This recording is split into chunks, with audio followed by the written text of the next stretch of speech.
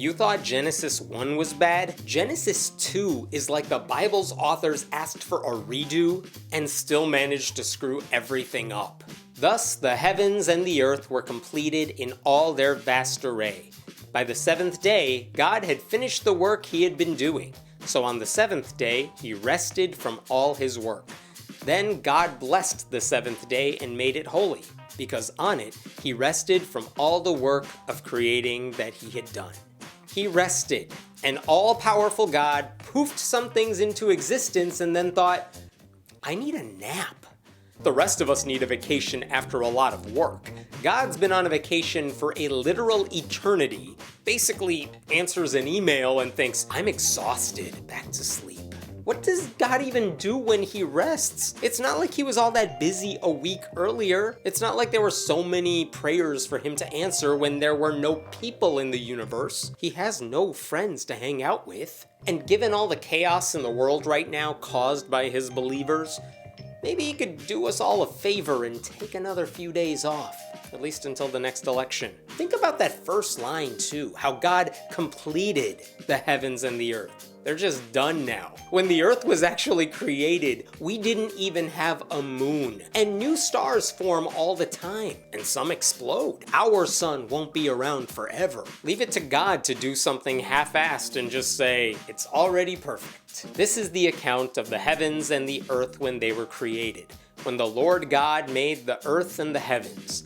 Now no shrub had yet appeared on the earth, and no plant had yet sprung up, for the Lord God had not sent rain on the earth, and there was no one to work the ground. But streams came up from the earth and watered the whole surface of the ground. Let's see if I have this right. There were no plants because God needed water and someone to work the garden. But in Genesis 1, plants arrived on day 3 and man arrived on day 6. I mean, forget the chicken and the egg. Which came first, plants or people? Make up your mind. And what happened to the firmament from Genesis 1? Now the streams are watering the earth? Last chapter, God put a roof over our heads so water wouldn't get through. I guess we already forgot about that. Then the Lord God formed a man from the dust of the ground and breathed into his nostrils the breath of life, and the man became a living being. Now the Lord God had planted a garden in the east, in Eden, and there he put the man he had formed. That is some seriously messed up Christian CPR. How do you get life into someone? Breathe directly into their booger holes. Notice that God doesn't install a brain. He just blows into our nose, like a fetish. Obviously, a man magically arriving onto the scene fully formed violates every piece of evidence we've ever found regarding evolution.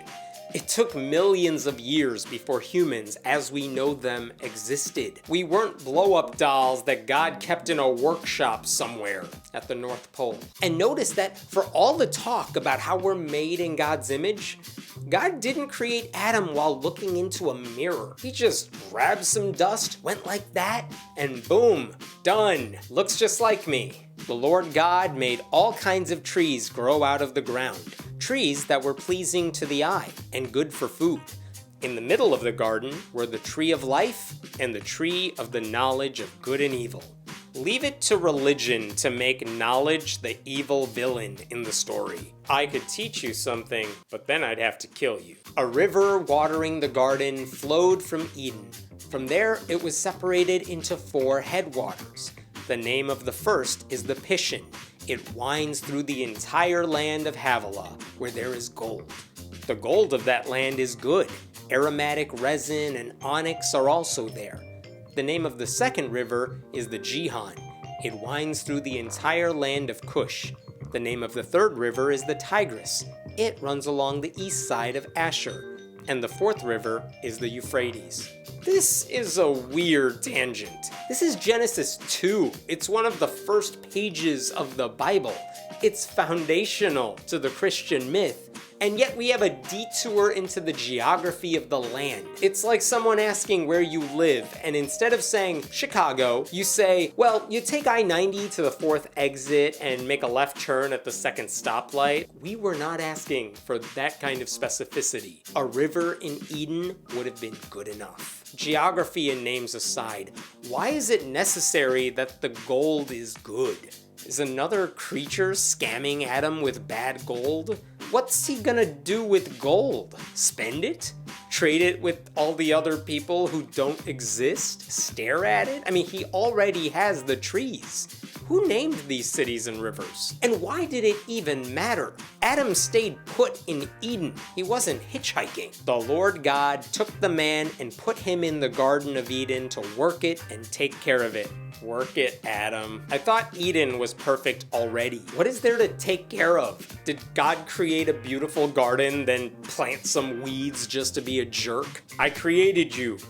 Here's a list of chores. You would also think this passage suggests a kind of environmentalism. I made this, so take care of it. And yet only about a quarter of white evangelical Christians accept the science of climate change. You can't take care of God's creation if you refuse to see how you're messing it up. And the Lord God commanded the man, "You are free to eat from any tree in the garden, but you must not eat from the tree of the knowledge of good and evil, for when you eat from it, you will certainly die." What sort of God says, I've created this giant playpen for you to frolic in, but I've placed a landmine in the middle. Don't step on it, or else. God could have just not done that. Instead, he turned his literal Eden into a death trap. What's the harm in knowing the difference between good and evil anyway? Those seem like important things to know. I mean, it's one of the first things you teach a child. This is good, this is bad. If a child asks you, "Daddy, can I do this?" you don't say, "Yes, you can, but now I must murder you." The Lord God said, "It is not good for the man to be alone.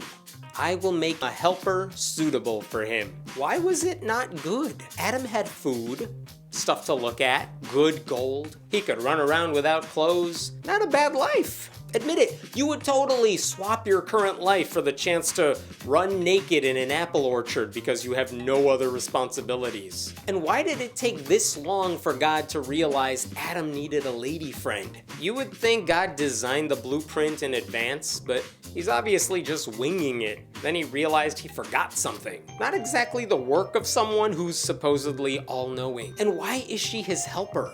In Genesis 1, God made man and woman simultaneously, and he treated them equally. Suddenly, she's his assistant? I mean, how is that for a quick demotion? Now the Lord God had formed out of the ground all the wild animals and all the birds in the sky. He brought them to the man to see what he would name them. And whatever the man called each living creature, that was its name. What a convenient way for the Bible's writers to just stop doing work. Should we name all the animals and birds? There are like thousands of them. Let's just say God made Adam do it and move on. What's Adam doing anyway? I'll call that a bird. That's another kind of bird. Bluebird. Blackbird. There are millions of species too. How long did this take Adam? And who's keeping track of all these names? I mean, how do we know Adam didn't just see a bird, name it, and then give the same bird another name a minute later when it flew by again? Keep in mind that young Earth creationists believe God created the world in 6 24-hour days. So Adam named millions of creatures in a matter of hours. They get around that by saying there were just a couple thousand species, tops. That's not true. New species are discovered all the time. Thousands per year minimum. We still don't have names for everything, so Adam clearly dropped the ball. He literally only had one job. So the man gave names to all the livestock, the birds in the sky, and all the wild animals. But for Adam, no suitable helper was found. So the Lord God caused the man to fall into a deep sleep. And while he was sleeping, he took one of the man's ribs and then closed up the place with flesh. That is just horrifying. Adam was sleeping. God tore open his body, broke off one of his bones, then I guess sutured him up, all without anesthesia. And Adam apparently never even woke up during this assault. And what's the thought process here? God needs to make one person, so he molds some dust, then breathes life through his nose. God needs to make another person, violently rip open the first one. What did you want me to do? No, too much work. Get me a scalpel. What do you even need a rib for? What do you do with one rib? Take some DNA for God's sakes. Grab a cell. Can you imagine if God said, I need to make another human. I guess I'll just amputate that guy who's napping over there and steal his femur. God managed to create Adam and birds and wildlife without a problem. But apparently a single human woman was too advanced for him. Then the Lord God made a woman from the rib he had taken out of the man, and he brought her to the man. The man said, This is now bone of my bones and flesh of my flesh. She shall be called woman, for she was taken out of man. It's a good thing Adam named the birds and animals, because God's a deadbeat. We were this close to having birds and woobirds. Also, how lazy is that? This is Adam, and this is woman. What about Eve? No. Too few syllables. Do you think Adam noticed his rib was missing? Did he see the scar? He had to know who did it too. It's not like anyone else was around. And by the way, men and women have the same number of ribs. Maybe they didn't realize that in biblical times, but it is true. So either God grew that rib back when no one was looking, or someone's really bad at creating mythology. Also, theoretically, if God created Eve from Adam's rib, then the genetic material would have been the same. In other words, Eve would have been Adam's clone, which has serious repercussions when it comes to sex. That's just weird, and not a good way to begin a diverse species. Honestly, if all that was required was a rib, God really could have made Adam and Steve, and it would have made just as much sense. That is why a man leaves his father and mother and is united to his wife, and they become one flesh. That's quite a leap there. Adam didn't even have a father and a mother. He had one dad. One single dad, no mommy. And God would have failed a paternity test since Adam had none of his daddy's DNA. He's like 99% dust and 1% rib. Slightly less than that now, I guess. Adam and his wife were both naked, and they felt no shame. His wife, she doesn't even get a name. She's just wife or helper. And why would they feel shame? There are no other people around. When did they get married? Did I miss the verse where they had a wedding? I didn't realize Christians were into this whole arranged marriage thing, or cohabitation. Genesis 1 and 2 are two versions of the same story, and neither one makes any sense. It's bad history, it's bad science, it's bad cosmology, it's bad storytelling. You couldn't even grow a Christian cinematic universe from all this because no one can seem to agree on an origin story. And we've only gotten through the first few pages.